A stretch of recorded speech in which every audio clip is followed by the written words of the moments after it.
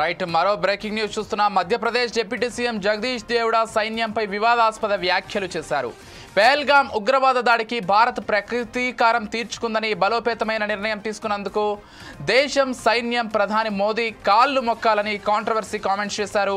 ఉగ్రవాదులను వాళ్ళను పోషిస్తున్న వాళ్ళను నిర్మూలించే వరకు విశ్రమించే ప్రసక్తి లేదని ప్రధాని చెప్పారని, అది చేసి చూపించిన ప్రధానికి ధన్యవాదాలని పేర్కొన్నారు. అందుకే దేశ ప్రజలతో పాటు సైన్యం ప్రధాని కాళ్లు మొక్కాలని, పాకిస్తాన్కు మోదీ ఇచ్చిన జవాబుకు ధన్యవాదాలు చెప్పేందుకు మాటలు రావడం లేదని పేర్కొన్నారు.